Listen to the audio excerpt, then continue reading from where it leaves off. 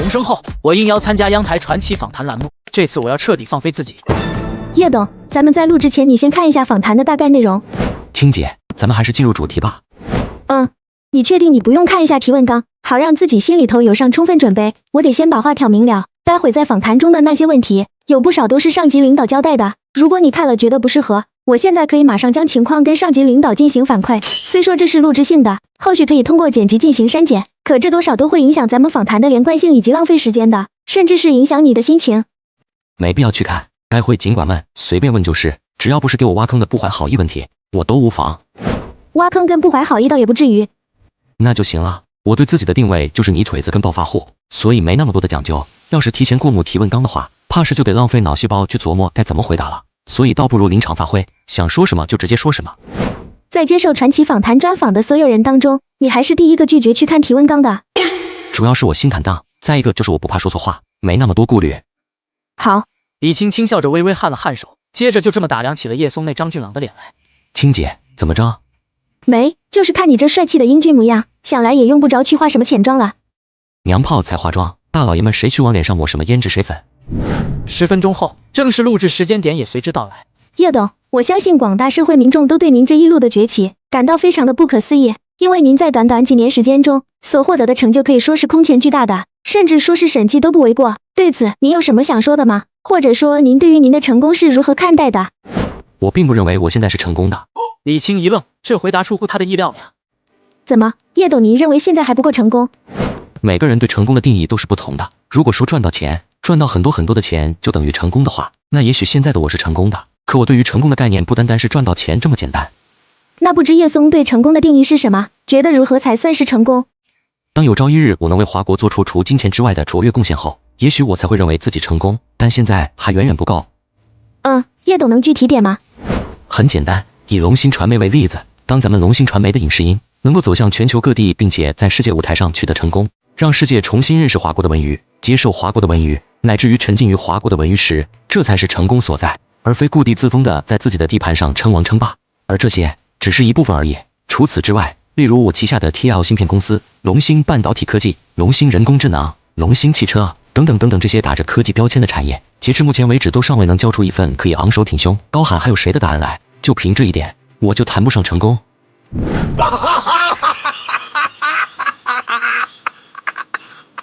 老郑，你先缓缓，快接着讲。当时在魔都的普普江，我就想看着打游戏，不如亲自打游戏，我就直接跳了进去，教他们也来游泳。我和你们说，就那个孙浩是真不行，在水里坚持了不到1分钟，水让他把身体都掏空了。老郑，你怎么不说了？还有你们俩怎么都跑魔都了？老郑，新闻你看了吧？我看了，就是按照我们的计划，判定自刎。新闻后面说的你没听？调查中发现，在验收负责人检举揭发的前一天，被孙永行指使先腹部下灭口埋尸到某中学的操场中，事件正在进一步调查中。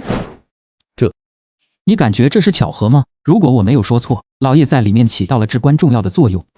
你是说操场埋尸？这是叶老弟。没错，矛盾起源是3天前。没想到大名鼎鼎的叶总还真是大驾光临到魔都来了。来，叶总，咱俩喝一个吧。什么玩意？你酒量不行？然后我操你妈！干你老婆！千万别让你的老婆孩子有朝一日落到我手上，否则我一定得把他们卖到非洲的窑子里去，一定！呵呵呵呵呵。你特么找死！等到巡捕来了以后，老叶直接给孙永行打去了电话。你打了他，你还给我打电话？孙董，如果你觉得我是在跟你开玩笑的话，那我就多说几句吧。风雨夜、老槐树、大操场，还有那个跑去国外整容的。风雨夜、老槐树、大操场，还有那个跑去国外整容的。原来大操场指的就是操场埋尸。没错，当时我还不知道这几句是什么意思，但是新闻发布后，我全都懂了，也知道为什么当时孙永行直接让他儿子道歉了。叶董，你是真敢说啊！这期节目要是就这么放出去的话，必然又会引起滔天争议的。围绕在我身上的滔天争议还少吗？所以也不差这一次了。是这么一回事，可你的龙芯集团注定会是大型跨国企业，而你却将国家情怀展现得这么直接，就不怕会对龙芯集团海外征途带来一定麻烦吗？所以把部分视频给剪辑掉。如果你现在认为有必要的话，我能做主将一些内容给删减掉。不用删减，就直接放出去得了。既然我敢说，那就意味着我不在乎这些话会不会给我带来所谓的麻烦。如果连说话都得瞻前顾后藏着掖着，那就不是我叶松了。也罢，一起吃个晚饭吧，顺便咱们聊会。恐怕不行，我这就得出去一趟了。魔都之主陈宁陈书记还在市府等着我呢。魔都的陈宁书记要跟你会面。对，魔都副秘长下午那边给我打来电话，说是陈宁书记想跟我见一面。我说得接受央台的专访，要等完事之后才能过去。眼下专访已经结束，也不好再端着架子继续拖时间了。不是，既然是魔都之主找你会面，那你怎么不早说？咱们的专访可以推迟的。答应了的事我一向都没有更变的习惯，哪怕说是魔都之主发出的会面之邀也好。叶董找你过来没别的意思，就是想跟你见上一面聊上一聊而已，不是什么正式会见。陈书记，我知道阵仗摆在这儿呢，真是正式会见的话，也不至于就咱们俩了，这点我还是明白的。本来在得知叶董抵达魔都的第一时间，我就该让徐安吉去联系叶董的了，但于公务缠身，着实抽不开身，才拖到了今天，并且还是那么地仓促。陈书记言重了，无论什么时候都好，只要你想见我，我肯定到的。不过陈宁确实没去接茬，转而道：叶董这次到魔都，主要是干什么的呢？前天刚应邀赴会傅一山副大少的饭局，想必陈书记应该知道的吧？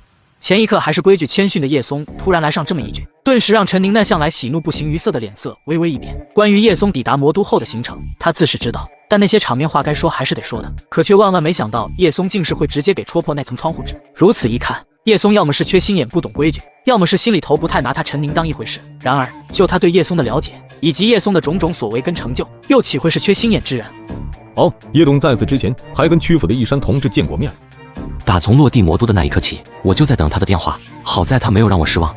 就在前天于荣府宴中为我设下了饭局。所以说叶董来魔都也有部分原因是冲着一山同志来的。不，我冲着的是傅大少，而不是陈书记口中说的一山同志。毕竟若只是松江曲阜三把手的话，是不值得我去上心的。陈书记说对吗？叶董是想通过傅大少打入到魔都的官场之中。陈宁的眼神突然变得锐利起来，殊不知叶松不以为意的摇头笑上一笑。陈书记抬举我了，亲近官方，远离政政，这是我的原则跟宗旨所在。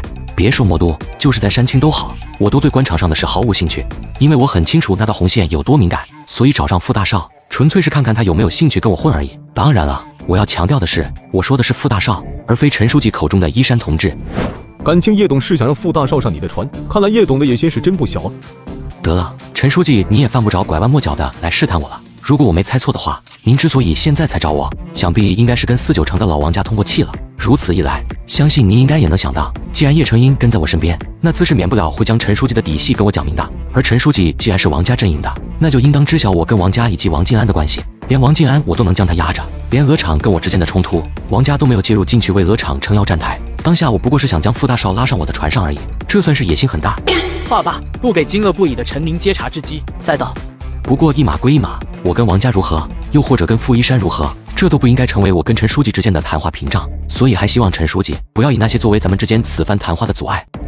都说叶董非比寻常，今日一见果真如此啊！不知叶董认为我此番邀你过来的来意？我就不费那心思去揣摩去分析了，我可以直言坦诚自己的态度。只要魔都市府想跟我开展合作，我随时张开双臂去拥抱魔都市府。我知道陈书记断然不需要通过我去摄取任何的政绩，毕竟到了陈书记这种高度，只要不犯错，下一步必会入紫禁的。我想说的是，在咱们华国的官场当中，无论是一品大员还是绿豆芝麻官，都没人会抗拒得了正经。有时候不是雪中送炭才珍贵，锦上添花一样能够光芒万丈的。叶董，你说是吗？所以陈书记此番约我会面，就是代表魔都来跟我洽谈合作的。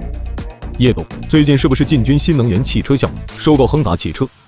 陈书记的消息倒是很灵通，难不成陈书记跟魔都官方还担心我收购亨达汽车后撤走吗？众所周知，叶董对于山青的情怀是非同一般的，同时山青也是名副其实的汽车重镇，而且基于领山青官方跟叶董之间的紧密关系，魔都官方包括我这位魔都之主在内，担心叶董将亨达汽车在魔都的布局撤回山青，不也是正常的吗？若是说在我任上，万众瞩目的亨达汽车将其在魔都的布局全面撤掉，从而归于山青的话，这怕不是一般的打脸了。的确，我是有想过收购亨达汽车改名为龙兴汽车，并全面回到山青的，最不济也得将汽车研究院转回山青。我相信只要我有这个意向，山青官方必定会竭力去配合，且去给我提供一切能提供的便利的。哦，那现在呢？以春节为节点，如果春节之前魔都官方没有主动联系龙兴汽车表达态度的话，我会下令迁移的，哪怕付出再大代价，哪怕造成再多的无谓损失，哪怕再麻烦都好，我都会坚持。因为据我所了解到的，从我收购亨达汽车到现在，魔都官方都还未跟咱们龙兴汽车进行过任何的正式交流以及表态。而这显然是一种不被重视的体现。话口未完，叶松再试道：“当然，我也知道陈书记有自己的顾虑在，毕竟对易小撮的知情人而言，我已经成为49城王家的眼中钉、肉中刺了。作为王家阵营中一员的陈书记，难免的将某些因素考虑进来。纵使心里头基于魔都的发展，在想亲近于龙兴汽车，甚至是在想亲近于我都好，都得去顾及王家那边的态度。看来我还得庆幸找叶董来上这么一趟，要不然若是魔都师傅碍于事务繁忙，以至于没能及时照顾到龙兴汽车的感受的话，怕是还得让龙兴汽车离开咱们魔都了。”3下5除2，陈宁已然完美的规避了叶松方才的话茬。不过叶董，今天找你过来，我除了是想将龙兴汽车留下，同样还想着让魔都师傅跟你旗下的一众企业开展进一步的深层战略合作的，包括但不限于乐资、龙兴人工智能、龙兴地产。不知魔都师傅能给到我什么？叶董要的，魔都师傅都能提供。并未对陈宁的这一回答上纲上线。稍作思忖后，叶松的笑容再度玩味起来。行，回头让魔都师傅跟我旗下那些企业开展一场座谈会，届时我会根据旗下企业代表的反馈来做决定的。怎么，叶董不打算亲自上阵？没那个必要。如果事必躬亲的话，先不说我这个甩手掌柜能不能当得下去，从某种程度上也会被误会成我对旗下各大企业代表的信任缺乏。行，那就期待咱们魔都师傅跟叶董旗下企业在不久后的联袂共鸣。这处会面持续的时间并不算太长，但却是魔都之主陈宁有史以来最被动的一次。待到叶董离开后，陈宁在会见厅的沙发上沉思了足足半个小时，最终还是拿出私人手机拨出了一通号码。跟他结束会面了。老领导，那小子似乎不太拿我当回事啊。殊不知那头的苍老生即便知晓对方是在进行试探，可都仍是无所谓的选择直言道：“他有那个资本，